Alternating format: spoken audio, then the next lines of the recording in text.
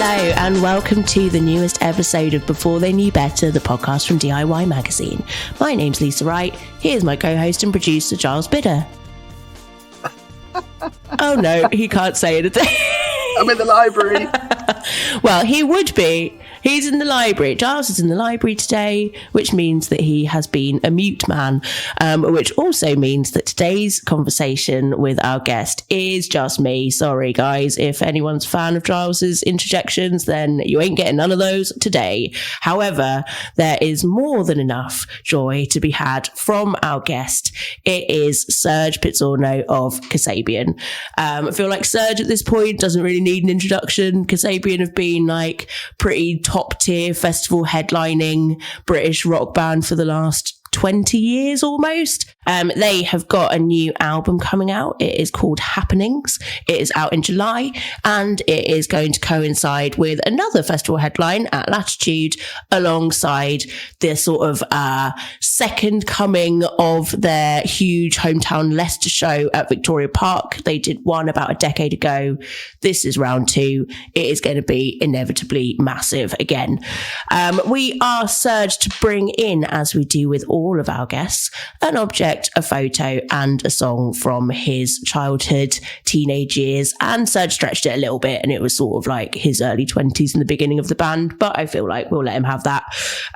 He is just genuinely a true one-off character who is just both very funny but also quite wise sometimes, and all of his choices and stories were just as ridiculous as you would probably expect from a man who has made a sort of career out of being like secret, like I feel like they're kind of one of the most like bombastic in their own mad way bands around. Like you don't get many 40-something-year-old frontmen who turn up wearing like big fluffy coat, mad stuff. One time I went to see them and he was wearing 3 watches for reasons that he never fully explained. And I feel like that sort of thing is just, there's a twinkle in the eye of Serge Pizzorno, and it was fully coming into play during today's chat.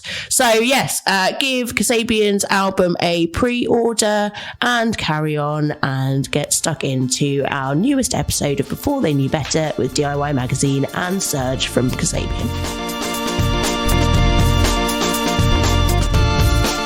So yeah, I mean, we're talking about this Leicester gig which is coming up, and I feel like you of all bands are like someone where the hometown is still the town that you live in, is still the place that has always been such like a pivotal part of everything with Kasabian, which obviously goes back nicely to us talking about your formative memories there. Like, is Leicester just like, could you ever imagine yourself living anywhere else? No, I mean, it's funny because there are times where where it's sort of pissing it down and there's nowhere to go, and you do think to yourself, what, like, surely there's more surely there's more out there, you know what I'm saying? It's like, but then my family is so important to me and my pals, and like, just now the studio, I've always had studios at home and I've always found it, songwriting just what works for me in Leicester. And I sort of tend to travel a lot, and then I feel like I sort of form the ideas away, grab a little bits of inspiration, and then I sort of need to bring them home, and that's kind of where I always feel comfortable writing, and that's where I've sort of written everything.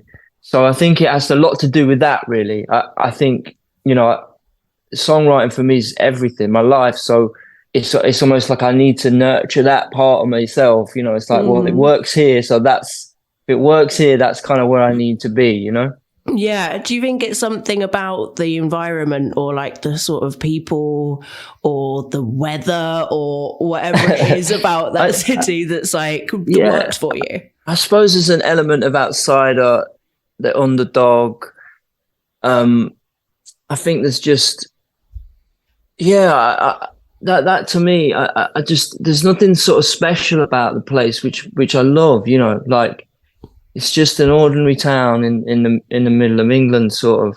But then there's so much like this vibrant culture. Like it's a weird place, and their sense of humor is so dark and so like it's just pure piss take, really. Like you can't take anything seriously. You can't take yourself seriously. You can't get ahead of yourself. You can't. I don't know. You sort of can big yourself up, but then there has to be a sort of sense of humor behind it, or I don't know, or you know, there's something to do with the whole place that I just find the magic. There's magic in there, and I think, you know, I sort of feel like it's probably similar to a lot of places, you know, in Britain and all over, really, because the songs that I've written here have connected with people in Buenos Aires and Tokyo, and so it's not as if it's, you know, there's something about it that's for everyone, really. Yeah, I guess it's like Leicester is everywhere and nowhere. It's if Kendrick has got Compton, then I've got Leicester. You know what I mean? That's what I'm saying. Am I right in thinking that you were born ever so slightly out, or like in Devon secretly, but then it's a weird place. It's a weird story. Because I feel like you're so synonymous with that when I read Devon, I was like, hold on, what? Like I have been fed a lie. It's a weird story because my mom loved this hospital. She spent a lot of time down Devon. And she just liked this place, quiet little place. And I think I spent all of 2 days in a place called Newton Abbot.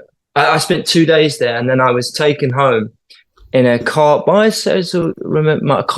box. It was before the days of like, you know, like, oh, you need chairs. When I had my kids, man, you needed like health and safety to check the car, and you know what I'm saying? It was like you need the correct seat belts, and it was a real sort of stringent thing, man. I think I went home in a 5 little banana box, cardboard box, man. You know what I'm saying? Like just on the front seat.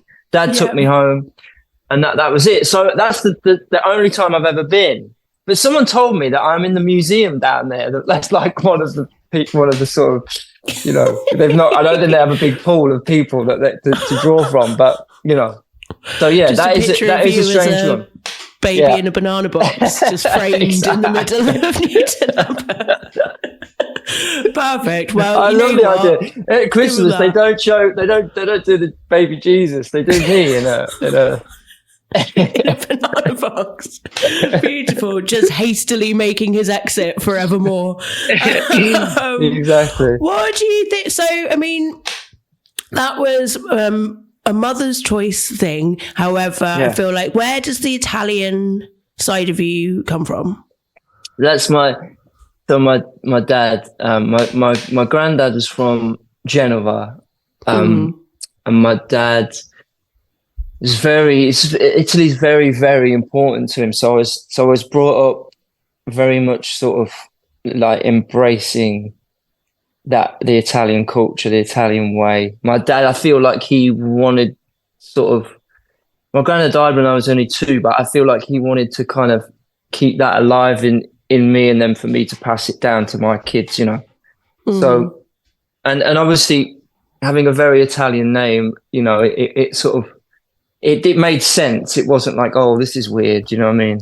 Like, yeah. So I felt, you know, and you know, he was very much into football and stuff. So like the Italian national team it's almost, I thought about it the other day, it sort of became more, it's so much deeper than football team. Like the national team represents, I don't know, like the connection between me and my dad's family, and that's very important to him. So it's been passed through me, you know? And I feel, I feel it sort of, it gave me an interesting start, which is definitely sort of had an effect on what I did with my life, I think, or where I wanted to go. I've always felt a little bit on the outside, not in a bad way though. I'm very comfortable there, you know what I mean? But I think you definitely are instantly different, you know, especially in a time when schools, no one was called like no one was called strange name when I was a kid. Now it's very different. Now there's very, there's some wild names at school now, so everyone's cool with that. But when I was a kid, you were instantly singled out, and it's like you had to kind of figure out how you were going to deal with that, very quickly. Yeah. Did you sort of embrace it as like a sort of point of difference, or like were you always a kid that was kind of happy, like being a little bit kind of away from the mainstream or the crowd? There were definitely times when I was younger, like really young, like, when I why don't you just call me Philip, or Craig, you know what I'm saying? Like, what's this? Why have I got a weird name? But then, when I sort of grew older, got to 10, 11, I don't know, I sort of loved it. I think I loved sort of wearing it like an Italian shirt to school, and I sort of buzzed off the kind of the little bit of spikiness that it would attract. And I liked, I liked the fashion and I don't know, it felt like, I suppose what that feeling of joining a band gives you, like maybe a sense of belonging, but not necessarily to what you're supposed to belong to. And I think a band has a similar effect where you just feel like, you're attracted to the wildest clothes and go, no, I'm wearing that, like, why? It's like everyone's going to destroy you at school, or you're going to get battered. It's like, yeah, I know, but that's the fucking best bit about it, the sense that I could get smashed with this, but then it's like, oh, I can't not now. I've thought it in my head, Would that ever happen? Did you ever have like the sort of, getting like mocked by the sort of kids on the bus because you had like a guitar and like a weird jacket or anything? Oh God, yeah, that was part of the course. It started when I was young with the name, you know what I mean? Like, say, I'm taking a piss and, some awful, like, pizza jokes and shit, like just the shit you'd expect. But then when the music thing came, and the sort of that came with the long hair and the, then it started to get, you sort of Shea Meadows, like you Shea Meadows standard sort of Midlands town, some awful 2 or 3 year older, like local bullies, you know what I'm saying? That were just, like that would fucking try and put cigarettes out on you and shit on the park. Those sort of wrong uns that were doing like, just nasty sort of proper heavy into drugs, and just that would just sort of mill around the park. So you'd have to navigate that. But then I think that after that, you don't really, a few trolls here and there can't really affect you. You know what I mean? You're like, well, it's not, it's like, and then you start to see when you get older that those people are, just feel sorry for them, you know what I'm saying? Yeah. But at the time, and you know what really helped me was being good at football. That was kind of, I think that helps a kid through school. It gives you a nice, easy ride if you're good at football. And thankfully, I was pretty good. So I was pretty much left alone because it's like, oh, he's good at football. You know what I'm saying? Every now and again, you'd have to avoid a crazy tackle, but it was pretty much like, oh, he's one of, he's good at football. We'll leave him alone, sort of thing. He gets a pass. Before we talk about football, though, when you're saying with the long hair, I mean, like how long? Like, what's the most ridiculous haircut that we're talking from back in those times? It was kind of like that. It was quite beatly. I was the perfect age. I mean, the start of the musical journey, man, was more the rave scene, which I've spoke about quite heavily. But that was definitely like the first time I really embraced, and I knew, like, I got a sampler, and in back in the day, to find musical instruments that are a bit more obscure, you'd go into classified. So in the Leicester Mercury, like the local paper, there was no eBay, man. You know what I'm saying? It was fucking like you had to look for like. There's a specific computer called Atari 500, which had a program called Octamed, and there was one Yeah, Octomid. That was the thing to find, but it was really hard. They were rocket. It was really difficult to find. But then the Classifieds one came up, got that, and then got a sampler, and that was kind of like I was making sort of trying to make hardcore basically. I was only 12, 13, so I realized then it's like like production is where I started. Like I started to produce songs and make songs before I knew what chords were, before I knew how to play guitar or piano or anything like that. So the production side of things was where I started. That was kind of my right. I want to make songs, and I had old Beatles records and rave records, and I try and sort of make them sound as if they were, I tried to make them work together. Hardcore Beatles, happy hardcore. Yes, exactly. I mean, that was the Sgt. Pepper's the album I had, and I just tried to sort of blend them two together. Did it work? Did it sound good? No, it was. I didn't know what I was doing. It was sped up. I mean, it's quite the thing now, isn't it, to speed up music? So like I was way ahead of the curve there. You know what I'm saying? There was like Chipmunk Beatles going on with some heavy, happy hardcore. But yeah, so that was that, and then obviously I was the prime age for Britpop. And that's when, like dressing like Keith Richards and Jim Morrison and growing the hair and stuff was the thing.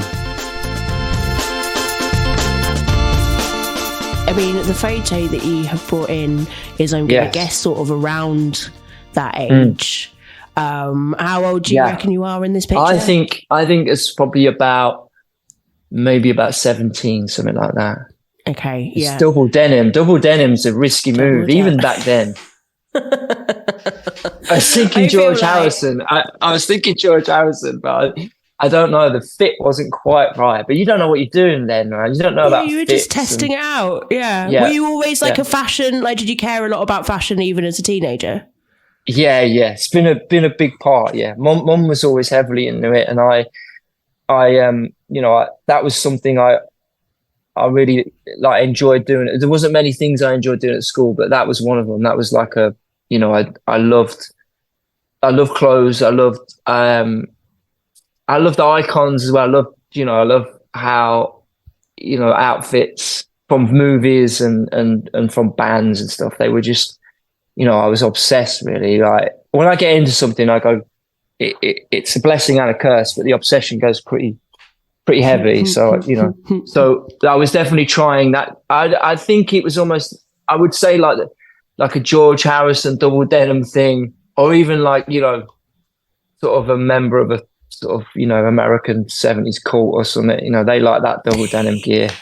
I don't think I've ever known anyone reference cult leaders as a fashion sort of inspiration. It's that 70s, it's that like sort of, it's that late 60s, early 70s thing. Well, you know what? They had to look pretty good, otherwise they wouldn't have got all of those people following them. So fair enough.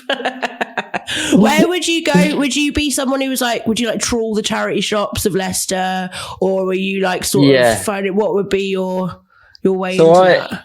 Yeah. The charity shops around that sort of time, charity shops, and the early years of the band, charity shops were high in the high stakes. Like they were like the sort of trip down to Camden Market was like gold. But you know what? I like a little TK Maxx zone as well. Like TK Maxx was quite a big, and you know what I mean? They were like, you could find some absolute gems, man. You could go in there and get some like wild Versace, or like even like some old Gucci that was like the things I liked were the things no one wanted. You know what I'm saying?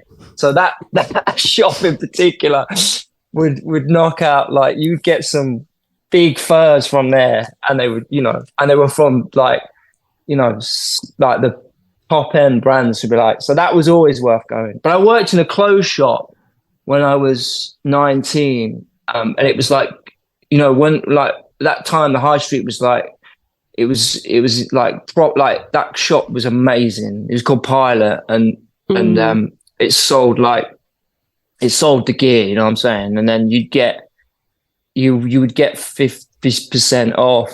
So you'd net no money at the end of the week. So you could go, I had that and I had that and that. Oh, I did get that as well. You know what I mean? So So my wardrobe was pretty tight back then. Can you remember the fact? Because I feel like as long as I've been watching you, you've always kind of pushed the boat out in terms of clothes. As in, like, there's been some wild. There was the skeleton era. Last time that I saw you when we did that chat, you had the most bombastic sort of like multicolored floor length fur coat that I've seen in a while. Like, how do you? Can you remember the first time that you like wore something that was a bit wild and had to be like, okay, I'm just going to own this. Like, I'm going to be this guy now that walks down the road in like a floor length fur? Yeah, I think like back when, like, there was a moment in a school nativity, and I would have been young. I don't know, when is the school nativity? I think you're about 8, 9, yeah, right? Something like that. And so I was one of the shepherds, and the shepherds come out. And you got that, it was like a curtain thing, like it's like the thing you're supposed to wear, everyone wore the curtain. And two lads came out in front of me, and then I came out behind. And I had my normal clothes on. And my mum was really upset. She goes, oh, they must have run out of costumes, like, oh, it's, what a shame. And then after the thing, Mum went to the teacher, said, oh, what's that all about? She said, oh, no, he just wouldn't wear the curtain, mate. He just plainly refused. Like, he said, I'm not wearing that. So I was like, I'm sure that is like the first time when I'm going, yeah, no, I've got an opinion on this, and it's strong enough to not wear what you're telling me to wear in the school play. So that was there, rooted for sure. But I think like definitely around the sort of 95, 96, would be the time where I was like, yeah, I'm done with wearing sort of tracksuits and stuff, and and the sort of baggy rave gear. I went hard on that, like the sort of, like the really super baggy jeans and the kind of what sort of came back in like a few years back, long sleeve t-shirts with the sort of rave slogans, you know what I mean? Like it would have been like, just fairly, rather than Fairy Liquid, it's like fairly hip kid, just had LSD, shit like that. Stuff you don't want your kids in, you know what I mean?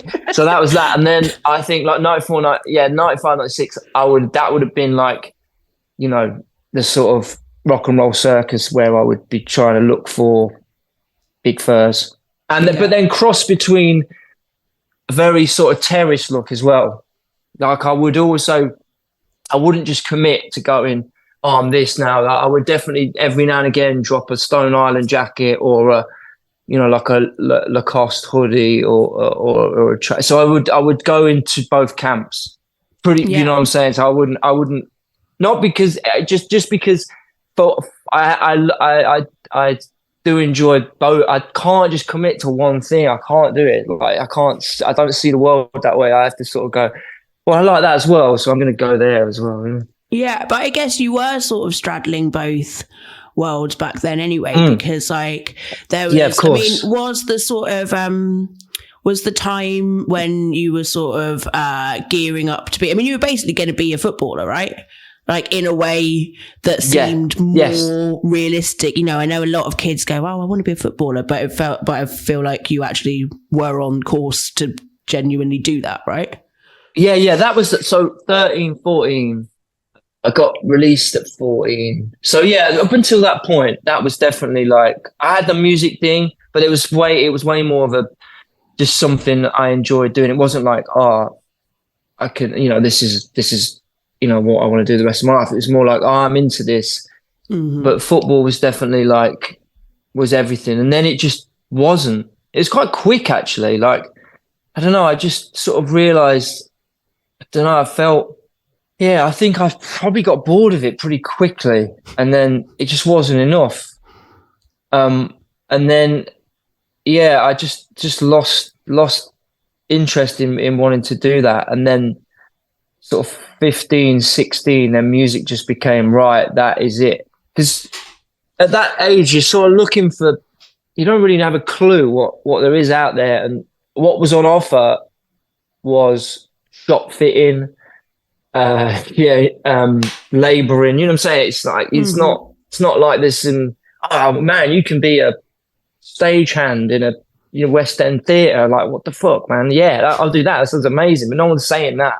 It's very much a printer. You know what I'm saying? You got these very basic things.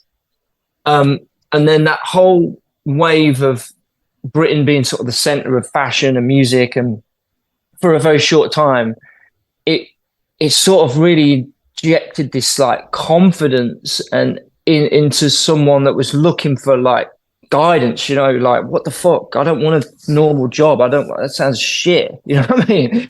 It's like, I need to do something. And then it's like, oh, you can be in a band and look at these people. These are like wild, and there was no rules, and they just seemed like, I was like, and I love writing. So it all just sort of fell into place, I think. And that, I don't know, that confidence that came from those people with confidence, it wasn't like something you sort of manifested. Wasn't a real confidence, like you stood there and think, oh yeah, we're gonna take over the world, all that bullshit. But at the time when you're that young, fuck, it's powerful. And you know what, to get out of a situation, get out of a normal town with a normal life set out for you, having that like confidence and that attitude to just go, fuck everyone, we are going for this, man, and like get the fuck out of the way, is powerful. You just got to know there's an age or time when you have to turn that off, Can't keep that going. It's not good. But I tell you what, at the time, there's nothing, that energy and that fuel, man, is fucking powerful. Do you think that did come from like, I mean, obviously, your sort of relationship with Oasis has been spoken about loads, but like, coming from a northern town, them being very working class sort of heroes, that whole thing of like, you don't have to be born from loads of money and from like privilege, and you can just like fucking go for it. Like you say, was that a big catalyst for kind of feeling like you could do it? Yeah, absolutely. No songwriting in that period was, I mean, like the best there was. It was untouchable. And Liam's like attitude and performance, you know what I mean? Like he had a plan, Liam. You just looked at him and he just went, yeah, this is who I am. This is what I'm going to do. And, that's like, you follow that, and I think what, like, especially like, like that LG thing of like, just, he is him, and he's just fucking there, and he looks unbelievable, and he sort of fits into that icon, but then he's sort of funny Manchester swagger. But I always knew like, you can't recreate that. And I saw most kids round our way and all the people we played with, at that time starting out, were just trying to be Liam. And I was like, no, you're getting it wrong. Like, he's not telling you to be him. He's fucking telling you to be you. Like, and that is what's so, like, that's what's amazing about him. And I was like, so I'm just going to fucking go, right, that's it. If he taught me anything, it's like, I don't give a fuck. And that is, that's how I'm going to roll this. I'm going to turn up and you're not going to like it, but that's the point. You know what I mean? Was that the attitude even from like the first sort of Kasabian gigs? Was it always very kind of like, right, okay, we're going to do this, like we're going to make it? Yeah, it had to be. Like, it had to be. It had to be all or nothing. And I think because songwriting was so important to me, like I'd write. And I also had like an element of that sport thing of commitment to training and, knowing what it takes to like, we'd rehearse 3-4 times a week, more than the next band, you know what I mean? And like, it was like that, but ultimately it was, like, you had to believe that because no one was giving you anything and no one thought you could do it. And everyone saw, if anything, it was more people trying to drag you down than go, yay, you can do this. It's like, so being on the back of the bus, just getting, destroyed with your guitar and just all those things. But, if you have that in the back of your mind, if you have that, you think of that little walk, you know what I mean? You think of that little, just go, fuck it, man. Just let's just go for this and just get the, I mean, it very much was that way. But then, it was that way for the first, 2 albums, because, you kind of, you don't know any other way. Once you get there, you still got that fight, and you still got that, like, us against the world, and you still have to have that confidence. Don't know where it comes from, but you have to believe. And then, there's a time where, maybe you have kids and that, and you go, well, maybe I can't be that guy. Maybe I need to fucking figure this out, turn that down a bit, and get confidence from another source. You know what I mean? Yeah. Yes. But I think, like, it's interesting you saying that even for the first couple of albums, because, you had success pretty quickly, but then I guess, like, is there a thing where if you're not from London, if you're not from that sort of thing, then even if you're being successful in the industry, then you feel a bit like, I don't know, like you're sort of infiltrating in a different way? Like, did you find it hard sort of adjusting to, like, being in those situations as, like, four kids from Leicester who'd, like, suddenly wound up in, like, London board meetings? I suppose so. I mean, we tended to sort of, like, the forefront really was kind of, we didn't take any of it very seriously at all. It was all just like, it was just piss taking, really. I mean, we just, the music and the show were like, there was no, that was, but in terms of everything else, it's preposterous. It's a stupid thing to do with your life. Do you know what I mean? So you kind of should act that way. And there were times where, people would, it's a funny one, isn't it? Because you get put in a box and it just is what it is. And it's weird because I think what happens is you tend to sort of, rather than trying to convince people, oh no, hold on, you got it wrong, you sort of double down on what they think you are. So it's like, oh yeah, these wild, I mean, like wild men, rock, all that bullshit. And we go, yeah, that's exactly we fucking are. And when we turned up anywhere, we lived it and we had it, like, proper. You know what I'm saying? Like, no sleep for days, and just turn up places and just be obnoxious and be little shits, but I think we just kind of went, okay, well, if that's what you think we are, well, that's what we'll be, you know what I mean? But at the same time, there was no malice or cruelness in it. We were just having a laugh, you know what I mean? And we were just, and it was very much, we kept in our own circle. Like, we didn't let anyone in, very tight. But I do miss that a little bit. Like, when we go to festivals now, it's interesting because it's all very quiet, like backstage, and it's great, you know what I mean? It's nice, but like, we'd take the biggest sound system anyone's ever created in history, play rainforest noises, and, you know what I mean, like, to fucking do everyone's heads in, and get so messed up. We just end up in people's dressing rooms, and, you know what I mean, just had the most wildest times. And I don't see that anymore. I don't see that the young bands just kind of disheveled, and, do you know what I mean, just kind of living it, or just it's different. Yeah, I think everyone is, I have way more conversations with bands these days about, like, self-care and all of that than the sort of party side of things. Yeah. And, there's space for both, but I think absolutely I'm glad that there are bands that I remember I think I saw you at a festival once, and you'd, like, brought in some absolutely enormous speaker system, and everyone around you was complaining. I feel like that was also what a commitment to the bit, to, like, have to schlep that everywhere. Oh no! It costs us an absolute fortune. Like, we take home less money because of this speaker, but for the times where Blink 182 security would knock on the door and go, hey guys, the guys from Blink 182 would like you to turn the music down. It's like, yeah, mate, that's exactly what we're going to do right now, is turn the music down. I'm like, turn it fucking louder, and then put some drum and bass on, and just go, see you, mate. You know what I mean? Oh, it's terrible.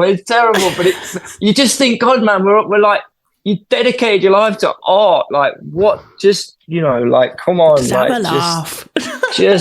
just get in here, and you know what I mean. Pull up a chair, and we'll go through it. I'm fascinated by people and their, you know, how they got there, and just go on, rather than complain. Get in here, and we'll have a chat. You know what I mean? Let's hash it out, Blink 182. Come on. Right. Come in for a gutter. I mean, look at them. They, you know, they're covered in tattoo. Tear the music down. Jesus Christ.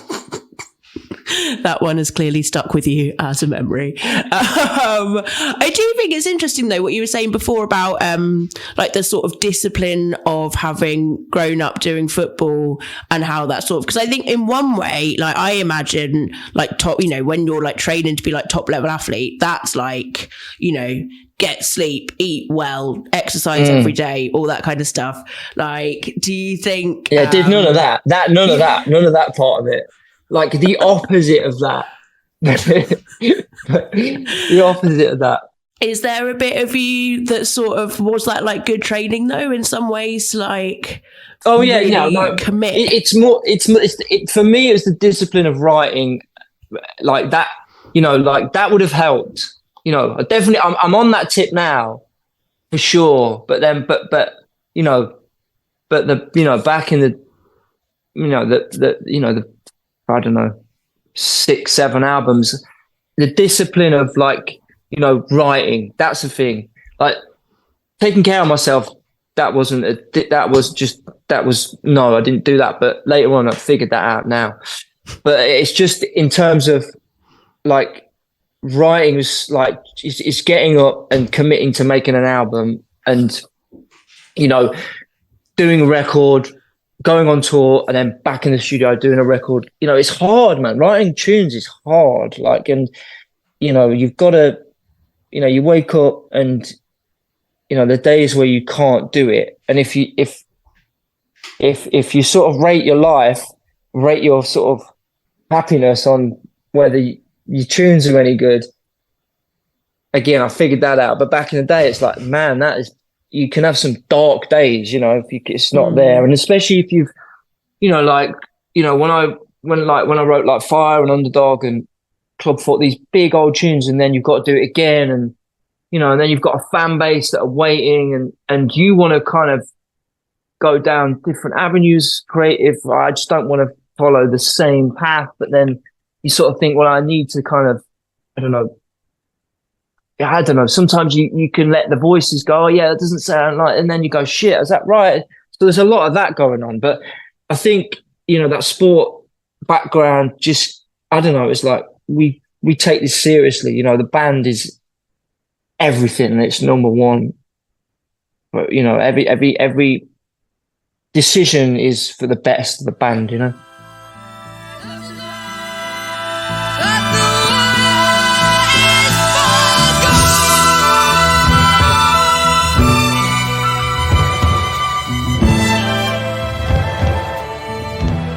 As well as the photo that you brought in, we asked you to bring in a song choice that represents some of these times that we've been speaking about. What song did you pick? You know what? I've gone for a Babe Ruth song called "Broken Cloud."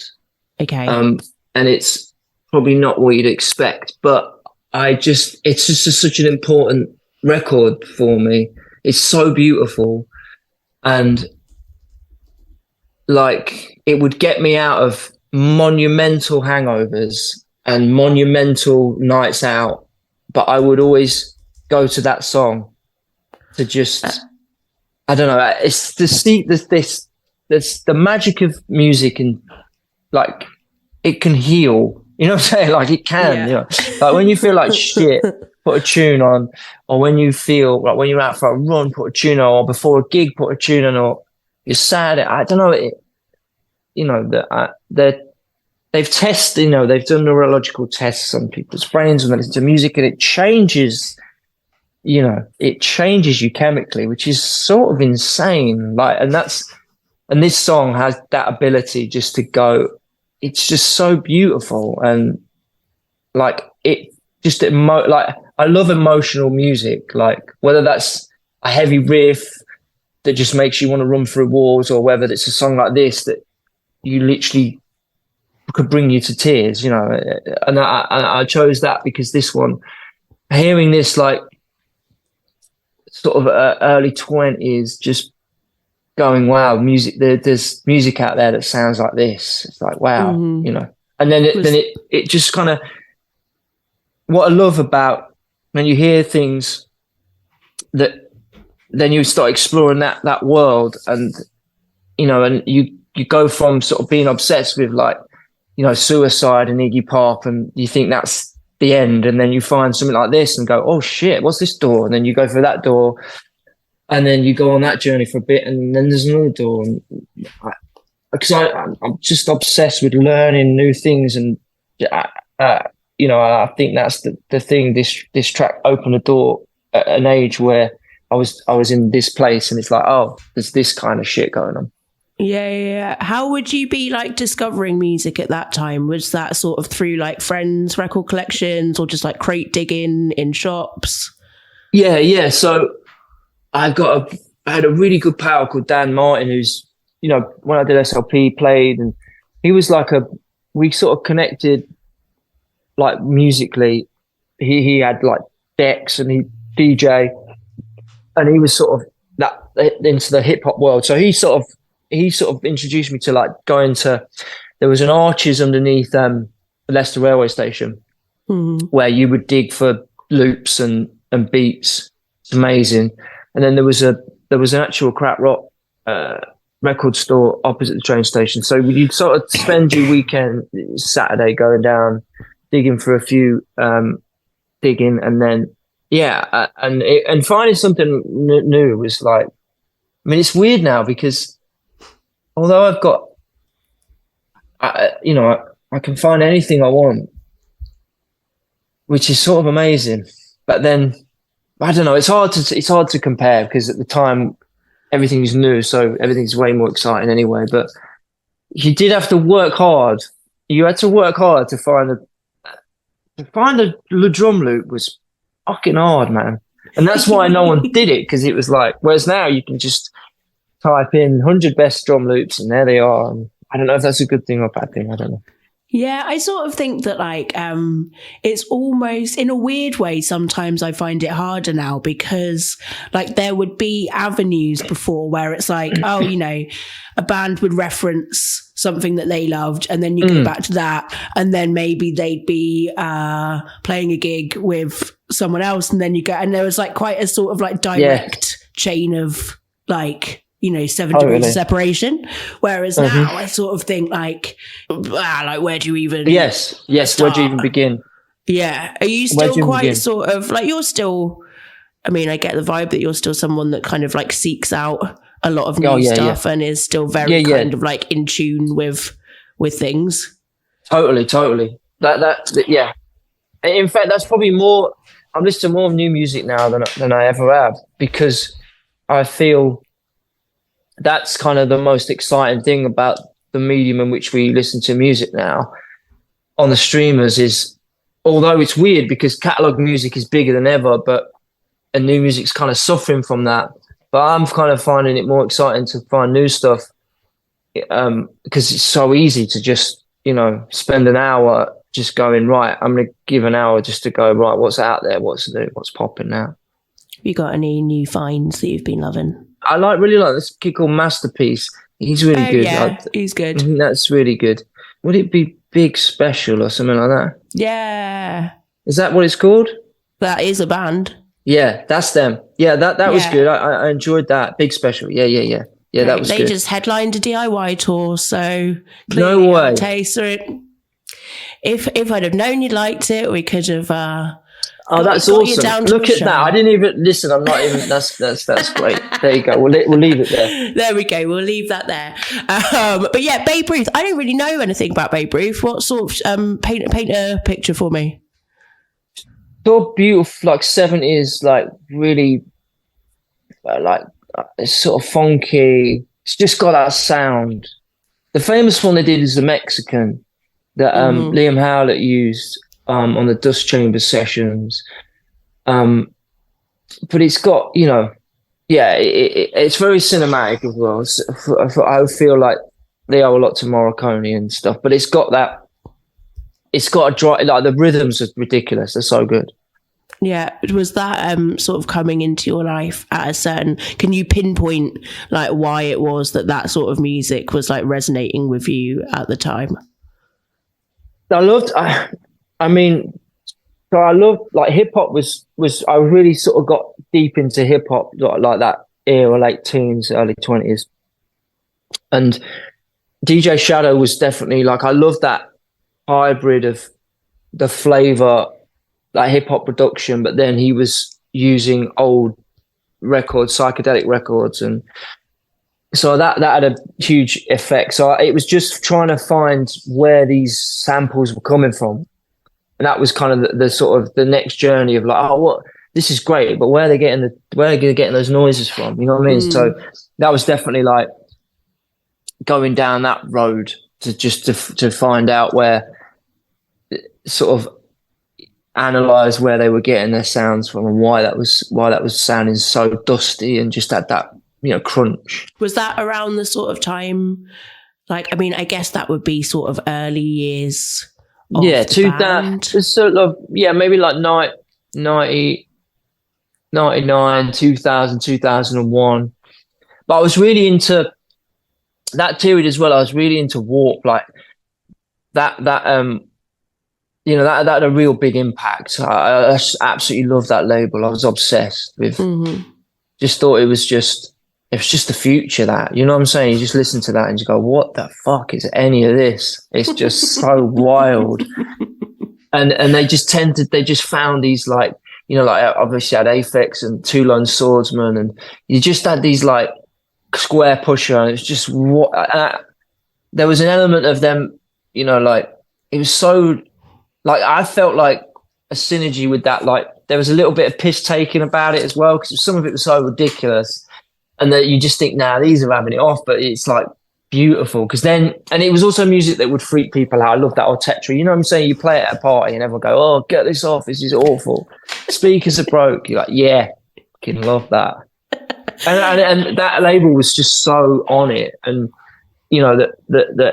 the artwork, everything about it was just like, wow, it was amazing. Yeah. Is there an alternate world where if you hadn't have started Kasabian, you would have ended up being like a sort 100%. of Aphex Twin type, like 100%. His commitment, his commitment to being the narkiest person in the world is fucking unbelievable. There's so many amazing. I like it. It was I heard that he drove around in a Secura van. I was like the vans that transfer the money from. That he had one of the like he lived in an old bank and he had one of those cars. I mean, it was amazing, the mythology surrounding it. Yeah, I thought that he was meant to live in that building in the middle of Elephant and Castle roundabout. That was the rumor that I heard. Yeah, honestly, I loved that. But yeah, no, there would have been, if like. There's definitely a part of me that is super introverted and would just be like to just get on a laptop and just make strange little music. But then there was a bigger part of me that has this just love for connection on a massive scale and being part of, nights out where there's thousands of people all just getting into the same thing at the same time. I think it's so incredible. Like those early raves, I just, I think that really affected me. Just that these kids just like figuring it out. Right, we'll get a tent. That illegal rave scene was just massive, and then obviously that just seeing those like Woodstock and just going, I want that's what I want to. There's something about that I can't shake, and not that I want to shake, but it's just, that's in me, that just to be part of big things, you know what I mean? And even though at my core I'm like a proper introvert, really, but then there's another guy that just sort of every now and again elbows his way in and goes, no, get your fur coat on, you dickhead. We got to go. We got to get this. We've got to sort this out.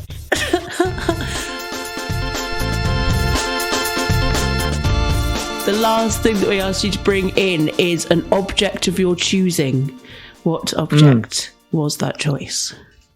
Well, so I think it would have been like early 2000s. We were asked, it was our first sort of feature, and it was in the NME, which is a massive deal. And they picked 10 bands that were going to be big that year, you know. And I can remember some of them. There was us. There was a band called the Ordinary Boys. Of course. Keen were one of them. Yeah. The Paddingtons, maybe. Anyway, I brought in I had a little little antique sort of ornament with all my baby teeth in it. I thought, I'm taking that. So I'm going to choose that for this because I feel like that was the first thing I thought of when you asked me to bring something in. I mean, a stunning answer, the greatest one that we have had. What did you do? So wait a minute. So you somehow managed to work these baby teeth into the photo shoot? Yeah. I just that you had to hold. You had to hold the object you brought in. I mean, obviously, other bands they brought in like posters of fucking Radiohead and shit. I was like, nah, mate, that's not for me. That's come on, we're better than that. So, yeah. So I feel like on that basis that it's right that they make another appearance. It's just beautiful. It's like a weird sort of floral, like plastic thing with a pan painted flowers on it, and then you unscrew the top and there's about 10 little teeth in it. Have you ever been tempted to do? I've actually got a pot of baby teeth on my shelf as well. Yes, see, they're not. It's not that crazy, is it? Like, there's people can relate to that, right? It's relatable content. But I honestly, people listening to this will go, "I've got a pot of baby teeth. I swear I have."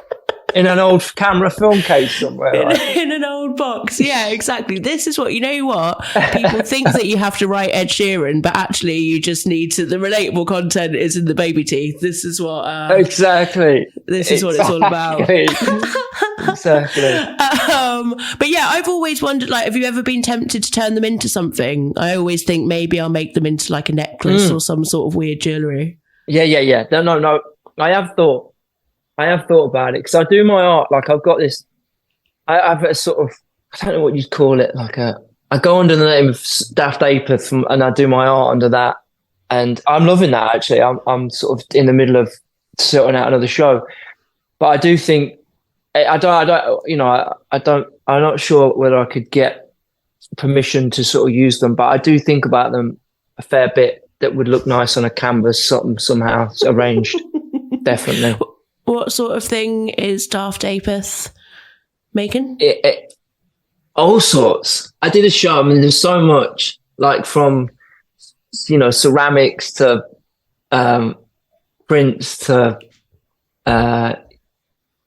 I mean, just anything I could get my hands on, I sort of draw. And it's a nice way of making something really quickly, because songs are hard and they take time, and they are and there's sometimes you can get lucky in 10 minutes and you can have, and they're usually the best ones, but a lot of the time it's as a process, it's really hard. And the first idea, like the first riff, that's the adrenaline kick, and then the rest of it is not, it's graft, it's proper process and writing. But with my art, I can do things really quickly and have a finished piece. So I get the same kick, but it's kind of done. So I'm working on my iPad or painting. It's like, so if I'm having a slow day in the studio, I just try and make a bit of art. So it's like, well, I've done, I feel good. I've done something, So that's been a really nice thing. And it's kind of, but like from the name, it's silly. I can just be silly. And I'm very, love fucking about and being silly. I love it. No. I hadn't got that vibe from the whole of this conversation. Is that something where are you and Noel Fielding still sort of ever talking about doing more collaborative stuff together? Yeah, always. Yeah. We always have to, we have good hour conversations. It's quite old fashioned. Like, like when when you'd use the phone at home, right? And do you know what I mean? Like you could go deep with a mate for like an hour. Like we have a good old hour chat. And yeah, there's the 3 or 4 ideas that are always circulating. But I think, we just have fun, man. We just, those those old school belly laughs where you just can't, you don't get them so much when you get older. When you literally go, fucking stop looking at me because I can't stop that. Like I cannot stop this. It's like corpsing, like an amazing, when you see like an amazing sort of outtake where they can't get through a scene and they just look at each other. And it's like, and it gets worse and worse and worse. So there's a lot of that going on, which that's that sense of humor, man, is so like I fucking love laughing, man. So it's like, so he's just like my favorite person because we just go down some weird avenue. He has absolutely got a pot of baby teeth on his shelf as well. Like 100%, oh God, yeah. That man has. Yeah, he's already done an art show on that for sure, man. Jesus. But I feel like maybe that's a good place to wind this up. But one thing we've been asking everyone at the end of these podcasts is if the guy in the photo, if like 16, 17-year-old Serge was to look at his life now, what do you think he'd be the most pleased about that had come to pass? Oh, wow. I mean, definitely he'd be happy that I was alive. You know what I mean? He'd be like, yeah, that's a positive. And he'd definitely go, shit, man. No, I think he'd be sort of like, there wasn't like, although the dreams were big back then, but as big as we dared to dream was just getting signed and making a record, and that would have been it. That'd have been like, yeah, that would have been good enough. Do you know what I mean? Like, wow, you fucking made a record. But to be this far down the line of written like, 8, 9 records and still be kind of like, in the game, you know what I mean? Still, yeah, man. Be like headlining headlining festivals big. and still kind of staying true to your art and not backing down and not playing to the crowd and just doing your own thing, being that person. I think you'd be like, shit, yeah, that's pretty great. Nice one, mate.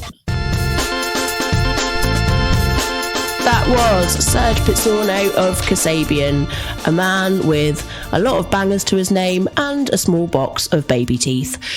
He will be headlining Latitude alongside the rest of the band on July the 26th. Before that, there will be the huge Leicester Victoria Park homecoming show. That is on July the 6th, and that's the day after their new album, Happenings, is released into the world, and it is unsurprisingly full of absolutely massive tunes. Thank you to Serge for joining us on the podcast. I think we can all agree that Serge is a treat. And if you liked listening to this podcast, why not go back and listen to some of the previous episodes of Before They Knew Better? We have had absolutely loads of brilliant guests on. We've had the likes of Lauren Mabry of Churches. We have had CMAT. We have had Bill Ryder Jones just last week. 2 weeks ago. Kate Nash last week. Everything, the Cribs, Pele from the Hives, literally just loads of people. So you can go back and dig into all of those. If you give us a subscribe, then the next episodes will come direct into your podcast inbox on a Tuesday morning. While you're at it, why not give the May issue of of DIY magazine read. That is fronted by Rachel Chinariri, and it has loads of other brilliant artists inside. And keep your eye out for our newest issue, which is landing in a mere matter of days. But yes, so give us a like, give us a subscribe, give us a review if you fancy it, only if it's nice. And we will see you next Tuesday for the next episode of Before They Knew Better with DIY Magazine.